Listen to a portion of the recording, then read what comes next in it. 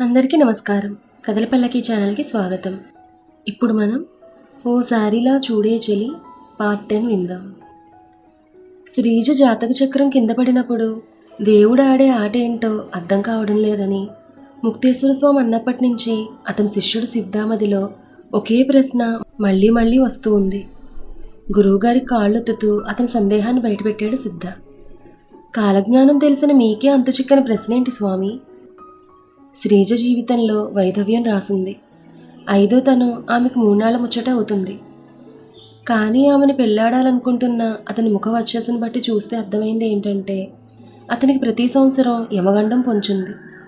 కానీ అతని పూర్వీకుల పుణ్యం ఎప్పటికప్పుడు అతను కాపాడుతూనే వచ్చింది అంటూ చెప్పడం పూర్తవకముందే అర్థమైంది స్వామి, శ్రీజను పెళ్లి చేసుకుంటే ఈసారి యమగండం తప్పించుకోలేడు.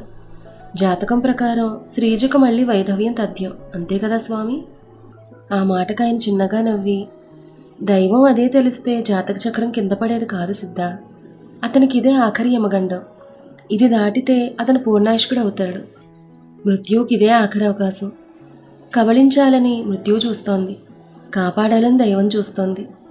దైవం కన్నేర చేస్తే మృత్యువు గడగడలాడిపోతుంది. కానీ దైవాన్ని కూడా ఏమార్చగలిగే మాయే మృత్యువు. ఆ జీవుడి దగ్గరికి మృత్యువు ముందుగా చేరుకుంటుందా లేక దైవం ముందుగా చేరుకుంటుందా అన్నది ఎల్లుండి సూర్యోదయం వరకు సమాధానం లేని ప్రశ్నే సిద్ధ. వాళ్ళు వేసే ఒక్కో అడుగు మృత్యువు తన వైపుకు లాక్కునే ప్రయత్నంగానే భావించాలి అంటూ ఎదురుగా ఉన్న మట్టి ప్రమదలో నూనె పోసి వెలిగించాడు. ఆ దీపం కొండెక్కే సమయం శౌర్యకి యమగండం పోయే సమయాన్ని సూచిస్తుంది అన్నట్టు. కార్ డ్రైవ్ చేస్తున్న శౌర్య, నీ నెయిల్ పాలిష్ ఏమైనా చాక్లెట్ ఫ్లేవరా, అలా తినేస్తున్నావు అని అడిగాడు టెన్షన్తో గోర్లు కొరుక్కుంటున్న శ్రీజను చూసి. జోక్స్ వేయకు శౌర్య, ఇంటికెళ్ళి మీ అమ్మను కలవాలి, బ్లెస్సింగ్స్ తీసుకోవాలి. ఆంటీ నన్ను ఒప్పుకుని పెళ్లికి ముహూర్తం పెట్టించాలి. అప్పటి వరకు నాకు మనశ్శాంతి ఉండదు అంది శ్రీజ. అవునా, మరి నీ జాతకం గురించి మా అమ్మ అడిగితే ఏమంటావు? మీ అబ్బాయికి ఏం కానివ్వను ఆంటీ, శౌర్య ఒక్కడికి ఏం కాదు. ఏమైనా అయితే ఇద్దరికి కలిపే అవుతుంది. చావు కూడా మా ఇద్దరిని విడదీయలేదని చెప్తాను అంది శౌర్య చేయి చుట్టూ చేతులు చుట్టి వెచ్చగా భుజం మీదకు వాలుతూ. అదే సమయంలో కార్ ఆ ట్రైబల్ ఏరియాను సమీపించడంతో గరళ అని ఆ ట్రైబల్ వాళ్ళు పిలుచుకునే ఒక విషసర్పం వాళ్ళ కారులోకి ప్రవేశించింది. శౌర్య మీద కోపంతో మంత్రించి ఆ పామును వదిలేరు. ఎంత దూరంలో ఉన్న వ్యక్తినైనా వెతుక్కుంటూ వెళ్ళి చంపగలిగే శక్తిగల పామది. పాములకు జ్ఞాపశక్తి ఉండదని సైన్స్ వాదించి చెప్తూ ఉన్నా అలాంటి పాములను అడ్డు పెట్టుకుని ఎంతోమందిని అడ్డు తొలగించుకున్న శక్తి ఆ ట్రైబల్స్ది. వేరే దారిలో వెళ్లాల్సిన వాళ్ళు రోడ్డు రెనోవేషన్ వల్ల ఆ దారిలో వెళ్లాల్సి రావడం శతరంగంలో మృత్యు వేసిన తొలి ఎత్తు. విషం చిమ్మడానికి గర్ల సిద్ధంగా ఉన్న సమయంలో మంత్రం వేసినట్టు ఉన్నట్టుండి కారు బ్రేక్ డౌన్ అయింది. అరే, సడన్గా ఏమైంది అని కారు దిగి చూశాడు. ఎంత ట్రై చేసినా కారు స్టార్ట్ అవ్వలేదు. అటుగా ఓ వ్యక్తి బైక్ మీద వెళ్తుండడం చూసిన శ్రీజ, శౌర్య, మనం ఆ బైక్ మీద వెళ్దామా ప్లీజ్ అతన్ని అడుగు అంది. అతను బైక్ ఎందుకు ఇస్తాడు, పిచ్చా, ఊరుకో, ఏదైనా క్యాబ్ బుక్ చేస్తాను, వెళ్దాం అన్నాడు శౌర్య. శ్రీజ బొంగమూతి పెట్టింది. ప్లీజ్ శౌర్య, ట్రై చేయి అంటూ చిన్నపిల్లలా మారం చేయడంతో బైక్ మీద వస్తున్న వ్యక్తిని ఆపాడు. గుబురు మీసాలతో గుర్రుగా చూస్తున్నాడు అతను. ఆపింది లిఫ్ట్ కోసం కాదు, మీ బైక్ కోసం అన్నాడు శౌర్య. అతని ఫేస్ ఎక్స్ప్రెషన్స్ మారిపోగానే, అలా చూడకండి ప్లీజ్, ఎంత అమౌంట్ అంటే అంత ఇస్తాను, నా గర్ల్ ఫ్రెండ్ ముచ్చట పడుతోంది ప్లీజ్ అంటూ రిక్వెస్ట్ చేస్తూ బ్లాంక్ చెక్ ఇవ్వబోయాడు. కానీ అతని దృష్టి కారు మీద పడ్డంతో ఆ కారు ఇచ్చేసి బైక్ తీసుకున్నాడు శ్రీజ కోసం. బంగారం లాంటి కారే అన్నాడు బైక్ మీద శ్రీజనెక్కించుకుని వెళ్తూ. మా ఆయన దగ్గర బోలెడు డబ్బులున్నాయి, ఇలాంటివో 10 కొంటాడు కానీ రోడ్డు చూసి డ్రైవ్ చేయబోయి అంది భుజం మీద వాళ్తూ. ఏంటి ఉన్నట్టుండి అమ్మాయి గారికి బైక్ మీద మనసు మళ్ళింది అంటూ గాలికి మీద పడుతున్న ముంగురులు సర్దుతూ అడిగాడు శౌర్య. మర్చిపోయావా, నీ ఫ్యాంటసీ బుక్లో ఇది 26వ పేజీ. శ్రీజతో కలిసి బైక్ మీద లాంగ్ డ్రైవ్కి వెళ్ళడం అంది నడుం చుట్టూ చేతులు బిగించేస్తూ. హైవే మీద చల్లటి గాలి, దానికి సమాధానం చెప్తూ వెచ్చటి కౌగిలి. అంత దూరం ఎంతలో ప్రయాణించారో అసలు తెలియనే లేదు వాళ్ళకి. దారి మధ్యలో ఏదో ఎగ్జిబిషన్ జరుగుతోంది. ఆ జనం, ఆ కోలాహలం చూస్తే అక్కడికి వెళ్ళాలనిపించడంతో ప్లీజ్ శౌర్య, అక్కడికి వెళ్దాం అంటూ భుజంపై గోకు తొడిగింది. ఇలా అయితే ఎన్ని సంవత్సరాల తర్వాత ఇంటికి వెళ్తామో అంటూనే బైక్ పార్క్ చేసి లోపలికి తీసుకెళ్లాడు. ఇష్టం లేకుండానే లోపలికి వచ్చిన లోపల చాలా నచ్చింది శౌర్యకి. చాలా రోజుల తర్వాత షాపింగ్కి రావడం వల్ల అది ఇది అని లేకుండా కనిపించినవన్నీ కొనేశాడు శౌర్య. నువ్వు మారిపోయావు శౌర్య, నా మీద ప్రేమ తగ్గిపోయింది, లవ్ యాక్సెప్ట్ చేశాను కదా, చులకనైపోయాను అంటూ తన కోసం ఏం కొనకపోవడంతో శ్రీజ అలిగింది. హో అని గట్టిగా నిట్టూరుస్తూ, మీ ఆడవాళ్ళకి జన్మతః వచ్చే మాట ఇది. అయినా మీ అమ్మాయిలు మారిపోయావని మమ్మల్ని అంటారే కానీ అబ్బాయిలు ఎప్పుడు అమ్మాయిలను అనరు తెలుసా అన్నాడు శౌర్య. ఎందుకంటే మేము ఇలా మారిపోం కాబట్టి అని గర్వంగా చెప్పుకుంది శ్రీజ. తొక్కేం కాదు, మీరు కొంచెం ప్రేమ చూపించినా సరే మేము పొంగిపోతాం, లొంగిపోతాం. కానీ మేము ఎంత ప్రేమించినా మీకు సరిపోదు, సరిపెట్టుకోరు అన్నాడు శౌర్య. ఎంత మాటన్నో, ఇంకో గంట వరకు నీతో మాట్లాడితే అప్పుడు నన్ను అడుగు అంటూ విదిలించుకుని వెళ్ళిపోయింది శ్రీజ. ఇంతలో వెనక నుంచి ఎవరో కళ్ళు మూసి ఆట పట్టించడంతో, అరే ఎవరది అని అడిగాడు. చేతులు విడిపించుకుని వెనక్కి తిరిగి చూసేసరికి ఎదురుగా మొదలికి కనిపించింది. శౌర్య కాలేజ్ ఫ్రెండ్. చాలా రోజుల తర్వాత కనిపించడంతో ఎక్సైట్ అయ్యారు. అరే మధు, వాట్ ఏ సర్ప్రైజ్, నువ్వేంటి ఇక్కడ అని అడిగాడు. అది నేను అడగాలరా, ఇది నా ఏరియా, ఇక్కడే న్యూస్ ఛానల్ రిపోర్టర్గా వర్క్ చేస్తున్నాను. నువ్వేంటి ఇక్కడ, ఒక్కడివే వచ్చావా అని అడిగింది భుజాలు చేతులతో చుట్టేస్తూ. అప్పుడు కానీ గుర్తురాలే శ్రీజ విషయం.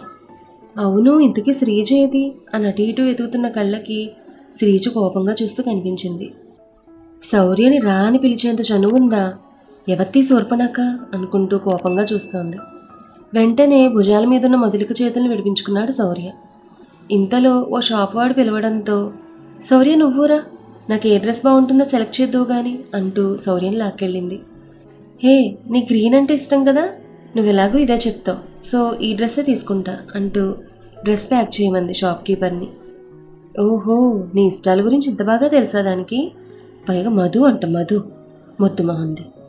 అంత దూరంలో ఉన్నా కూడా శ్రీజ మనసు కళ్ళల్లో కనిపించేసింది. వారిద్దరి మధ్య ఇరుక్కున్న శౌర్యకి ఊపిరాడలేదు. మాట్లాడే ఛాన్స్ ఇవ్వకుండా, ఓయ్ ఏంటి ఇంకా కబుర్లు అంటున్న మొదలికతో, ఒక్క నిమిషం ఆగు మధు అని అరిచాడు శౌర్య. ఇది నా జీవితాన్ని నాశనం చేసేలా ఉంది అనుకుంటూ వెంటనే శ్రీజని పిలిచి, తినే నాకు కాబోయే భార్య అని పరిచయం చేశాడు శ్రీజ మీద చెయ్యేస్తూ. మధుకి షాక్తో చేతిలో వస్తువులు కింద పడిపోయాయి. ఓ, ఇందాకటి నుంచి మనల్నే కోపంగా చూస్తూ ఉంటే ఎవరో అనుకున్నాను, తనే నా శ్రీజ అని అరిచింది ఎక్సైటింగ్గా. నా గురించి ఎలా తెలుసు అన్నట్టు చూస్తున్న శ్రీజతో, నీ గురించి ఎలా తెలుసు అనుకుంటున్నావా, నీ గురించి మా బ్యాచ్లో ఉన్న అమ్మాయిలందరికీ తెలుసు. వీడికి ఎవరు ప్రపోజ్ చేసినా చెప్పే ఒకే ఒక్క పేరు శ్రీజ. ముందు ఏదో స్టోరీ అనుకున్నాం కానీ తర్వాత తెలిసింది సీరియస్ అని. నువ్వు చాలా లక్కీ శ్రీజ, నీకోసం ఎంత వెతికాడో ఫైనల్గా సాధించాడు. వీడింతే, పట్టుపడితే వదలడు. కంగారు పడకు, వీడు నాకు ఫ్రెండ్ అంతే, ఇంకేం కాదు అంది మొదలిక. సారీ చెప్తూ, పెళ్ళికి ఖచ్చితంగా రావాలి అని పిలిచింది శ్రీజ. ఇద్దరూ వెంటనే నెంబర్స్ ఎక్స్చేంజ్ చేసుకున్నారు. మీ అమ్మాయిలు ఎంత త్వరగా అపార్థం చేసుకుంటారో అంత బాగా కలిసిపోతారనుకుంటా అంటూ టీజ్ చేశాడు బెస్ట్ ఫ్రెండ్స్లా కలిసిపోయిన వాళ్ళిద్దరినీ చూసి. చాలా మంచి అమ్మాయిలా ఉంది శౌర్య, నేనే అనవసరంగా అపార్థం చేసుకున్నాను అంది వెళ్ళిపోతున్న మధుని చూస్తూ. ఏంటి, ఒక గంట వరకు మాట్లాడినన్నావు, అయిపోయిందా గంట అన్నాడు వెటకారంగా శౌర్య. గంట కాదురా బాబు, నిమిషం కూడా వదలను నిన్ను, అందరి కళ్ళు నా శౌర్య మీదే. నెక్స్ట్ టైం బయటకు వస్తున్నప్పుడు స్కార్ఫ్ కట్టేస్తాను నీకు అంటూ చేతులు శౌర్య చుట్టూ బిగించేసింది. అప్పటి వరకు ప్రశాంతంగా ఉన్న ప్రాంతం ఒక్కసారిగా ఉలిక్కిపడింది అక్కడ జరిగిన బాంబ్ బ్లాస్ట్తో. ఉన్నట్టుండంతా బయటకు పరుగులు తీశారు. శౌర్య శ్రీజ వచ్చిన బైక్ బాంబ్ బ్లాస్ట్ అయింది.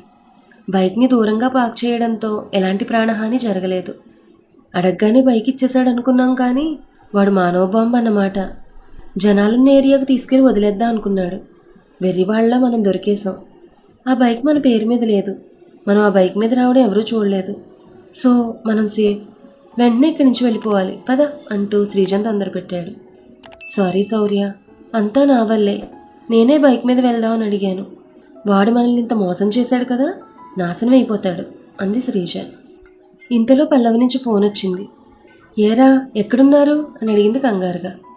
ఇప్పుడేగా బాంబ్ బ్లాస్ట్ అయింది, ఇంతలో తనకెలా తెలిసింది మేము ఇక్కడున్నామని అనుకుంటూ ఉండగానే, మీరు వస్తున్న కారుకి బ్రేక్స్ ఫెయిల్ అయ్యి యాక్సిడెంట్ అయిందని టీవీలో చూపించారా, అందులో ఉన్న ఇద్దరు స్పాట్ డెడ్ అని వినగానే నా కాళ్ళు చేతులు ఆడలేదు. ఇప్పుడు నీతో మాట్లాడక్కని నా మనసు కుదుటపడలేదు. అయినా మన కారులో వాళ్ళెవరే ఎందుకున్నారు అంటూ ఇంకా ఏదో మాట్లాడబోతున్న పల్లవితో, అవన్నీ తర్వాత చెప్తాను, నువ్వేం కంగారు పడుకో, మేం బాగానే ఉన్నాం, వచ్చేస్తున్నాం అంటూ ఫోన్ పెట్టేశాడు శౌర్య. బ్రేక్ డౌన్ అయిన కార్ వాడికి ఎలా స్టార్ట్ అయింది? సడన్గా బ్రేక్స్ ఎలా ఫెయిల్ అయ్యాయి అనే ఆలోచనలతో శౌర్యకి పిచ్చెక్కిపోయింది. అసలు ఏం జరుగుతోంది శౌర్య? చావు నుంచి బయటపడ్డామని ఆనందించాలా, లేక చావు ఇన్ని రకాలుగా తరుముతుందేంటని భయపడాలా? ముందిక్కడి నుంచి వెళ్ళిపోదాం శ్రీజ అంటూ బయలుదేరిపోతున్న వాళ్ళ మధ్య నుంచి ఒక్కసారిగా జనాలు పరుగులు పెట్టడంతో ఒకరి నుంచి ఒకరు విడిపోయారు. శౌర్య, శౌర్య, నా గొంతు వినిపిస్తోందా అంటూ జనాలు దాటుకునే ప్రయత్నం చేస్తూ అరిచింది శ్రీజ. శ్రీజ, శ్రీజ భయపడకు, ఆ గేట్ దగ్గరికి వచ్చేయి అంటూ గట్టిగా అరిచాడు శౌర్య. ఎంత గట్టిగా అరిచినా లాభం లేకపోయింది. అతి కష్టం మీద జనాల్ని తోసుకుంటూ శౌర్య ఉన్న వైపు చేరుకోగలిగింది. కానీ శౌర్య చేతులకు సంకెళ్ళు వేసి పోలీసులు జీపులు ఎక్కించుకెళ్లడం, తోపులాట్లో ఉన్న జనాల మధ్యలో నుంచి కనిపించడంతో ఏం జరుగుతుందో అర్థం కాలే శ్రీజకి. శౌర్య, శౌర్య అని అరుస్తూ జీప్ వెనక చాలా దూరం పరిగెత్తింది. కానీ అప్పటికే జీప్ స్టార్ట్ అవడంతో అందుకోలేకపోయింది. దేవుడా, ఇప్పుడు ఏం చేయాలి? శౌర్యని ఎలా రక్షించుకోవాలి? ప్లీజ్ ఏదైనా దారి చూపించు అంటూ దిక్కుతోచక నిస్సహాయంగా ఉండిపోయింది శ్రీజ. ఇక్కడ శౌర్య శ్రీజల కోసం సిద్ధ మహామృత్యుంజయ హోమం మొదలుపెట్టాడు. వాళ్ల ప్రేమ ముందు మృత్యువు ఓడిపోవాలని మహాశివుణ్ణి పవిత్ర రుద్రాక్షలతో పూజ చేస్తున్న సమయంలో అసలు శౌర్యను పోలీసులు ఎందుకు అరెస్ట్ చేశారు? ఆ ప్రశ్నకు సమాధానం వెతుక్కుంటూ శ్రీజ పోలీస్ స్టేషన్కు వెళ్ళింది. అతను ఒక business man, millionaire, highly educated. అతన్ని ఎందుకు అరెస్ట్ చేశారు అంటూ నిలదీసింది పోలీసుల్ని. Business man, millionaire, highly educated person bomb blast చేయకూడదని రూల్ ఏం లేదుగా అంటూ ఎగ్జిబిషన్కి సంబంధించిన సీసీ కెమెరా ఫుటేజ్ చూపించారు. బాంబ్ బ్లాస్ట్ అయిన బైక్ మీద నుంచి శౌర్య రావడం క్లియర్గా ఉంది. కెమెరా ముందు వైపు ఉండడంతో వెనకకొచ్చిన శ్రీజ కనిపించడం లేదు. అక్కడ బాంబ్ బ్లాస్ట్ అయిన వెంటనే ముందుగా పోలీసులు పరిగెత్తింది సీసీ కెమెరా ఫుటేజ్ దగ్గరికే. ఏ బైక్ బ్లాస్ట్ అయింది, దాన్ని తీసుకొచ్చింది ఎవరు అంటూ ఫుటేజ్ మొత్తం చూసి వీడే బాంబ్ బ్లాస్ట్ చేశాడు, వెతకండి వీడిని అంటూ తలవైపు వెతుకుతున్న పోలీసులకి శౌర్య పారిపోతున్నట్టుగా కనిపించేసరికి మాట మాట్లాడే ఛాన్స్ కూడా ఇవ్వకుండా అరెస్ట్ చేసి ఎత్తుకొచ్చారు. శౌర్యని చూస్తే నక్సలైట్లా లేడని వాళ్ళకి తెలుసు. కానీ ఎప్పటినుంచో ఊరిస్తున్న ప్రమోషన్కి ఇలాంటి వాడు ఒకడు బలైనా పర్లేదనిపించింది వాళ్ళకి. ఆ బైక్ అతంది కాదు సార్, అది వేరే వాడిది అంటూ ఎంతగా అరుస్తున్నా శ్రీజ మాటలు వినిపించుకోకుండా బయటకు తోసేశారు. కనీసం ఒకసారి శౌర్యనైనా చూపించండి, మాట్లాడనివ్వండి అంటున్నా వినిపించుకోలేదు. శౌర్య, ఈ పోలీసులే కాదు దేవుడొచ్చినా సరే నీకేం కానివ్వను, నీకు నేనున్నాను అంటూ గట్టిగా అరిచింది. శౌర్య లోపలుంటే వినిపిస్తుందన్న ఆశతో. చూస్తూనే కొన్ని నిమిషాల్లో వాళ్ళ జీవితం అనుకూల మలుపు తిరిగింది. పోలీస్ స్టేషన్ బయటే కూర్చుని ఆలోచిస్తోంది శ్రీజ. నువ్వు ఒక్కదానివి ఏం చేయగలవు అని లోపల నుంచి ప్రశ్నలు వినిపిస్తున్నా శౌర్య కోసం ఏమైనా చేస్తాను, అలాంటిది అతని ప్రాణాల మీదకి వస్తే నా ప్రాణాలైనా ఇస్తాను, అవసరమైతే ప్రపంచంతో యుద్ధమైనా చేస్తాను అని సమాధానం చెప్పుకుంది. బాంబ్ బ్లాస్ట్ కేస్, పైగా స్ట్రాంగ్ ఎవిడెన్స్ ఉంది, బెయిల్ కూడా ఇవ్వరు. అయినా వెతికితే ఏదో ఒక దారి ఉంటుంది. అప్పటికే బాంబ్ బ్లాస్ట్ చేసిన వ్యక్తిని పట్టేసుకున్నామని పోలీసులు చెప్పడంతో ఛానల్స్ అన్నీ కవరింగ్ కోసం పోలీస్ స్టేషన్ అంతా మూగాయి. ఎలాగైనా ముందా ప్రయత్నం ఆపాలనుకుని బాగా ఆలోచించింది. కమాన్ శ్రీజ, బాగా ఆలోచించు, శౌర్య కోసం ఏదైనా చెయ్యాలి అని ఆలోచిస్తుండగా రిపోర్టర్గా పనిచేస్తున్నానని చెప్పిన మొదలుకి గుర్తొచ్చింది. అడిగింది చిన్న సహాయం కాకపోయినా ఫ్రెండ్ కోసం రిస్క్ చేయాలనిపించింది మొదలుకి. డోంట్ వరీ శ్రీజ, నీ ప్రేమ మీద నాకు నమ్మకం ఉంది, శౌర్య ఖచ్చితంగా బయటకు వస్తాడు అంటూ ధైర్యం చెప్పింది. శ్రీజ చెప్పినట్టే కంప్యూటర్ వాయిస్తో ఒక ఆడియో క్లిప్ క్రియేట్ చేసి ఎవరో అజ్ఞాత వ్యక్తి పంపిన న్యూస్గా ఛానల్లో టెలికాస్ట్ చేసింది. సిటీలో బాంబ్ బ్లాస్ట్ చేస్తోంది నేనే. ఈ 2 రోజుల్లో సిటీలో ఇంకా చాలా చోట్ల ప్లాన్ చేశాను. ముందు వాటిని ఆపండి, పట్టుకోగలిగితే నన్ను పట్టుకోండి, అంతేగాని అమాయకుల్ని కాదు. కంటెంట్ సీరియస్గా ఉండడంతో ఫ్లాష్ న్యూస్ అయిపోయింది. కొన్ని గంటల్లోనే సిటీ కమిషనర్తో సహా అందరి చెవుల్లోనూ అదే ఆడియో వినిపించడంతో పబ్లిసిటీ కోసం ఎవరిని పడితే వాళ్ళని అరెస్ట్ చేయకండి, అయినా బైక్ ఎవరిదో ముందది తెలుసుకోండి అని కమిషనర్ పోలీసులందరికీ క్లాస్ పీకడంతో శౌర్యన్ మీడియా ముందుకు తీసుకొచ్చే ప్రయత్నం ఆపి ఎక్యూజ్డ్గా కాక సస్పెక్టెడ్గా ఛార్జ్షీట్ రాశారు. ఎక్కడెక్కడ బాంబ్స్ ఉన్నాయో తెలుసుకునే పనిలో పోలీసులు డైవర్ట్ అవ్వడంతో శ్రీజకు టైం దొరికింది. అప్పుడే పల్లవి ఫోన్లో అన్న మాటలు గుర్తొచ్చాయి. యాక్సిడెంట్ అయ్యి అందులో ఉన్న వ్యక్తులు స్పాట్ డెడ్ అయ్యారని, ఐడెంటిఫికేషన్ కోసం ఆ డెడ్ బాడీస్ని మార్చరీలో ఉంచారని తెలిసి అక్కడికి వెళ్ళింది. ఏదైనా క్లూ దొరుకుతుందేమోనన్న ఆశతో. ఉన్నట్టుండి కొద్ది క్షణాల్లోనే శౌర్య శ్రీజల జీవితం అనుకోని మలుపు తిరిగింది. మరి ఆ కేసు నుంచి బయటపడగలడా? ఆ తర్వాత ఏం జరుగుతుందనేది నెక్స్ట్ ఎపిసోడ్లో తెలుసుకుందాం. ఈ కథ మీకు నచ్చితే లైక్ చేయండి, షేర్ చేయండి. అలాగే మన కథల పల్లకి ఛానల్ని సబ్స్క్రైబ్ చేసుకోండి. ధన్యవాదాలు.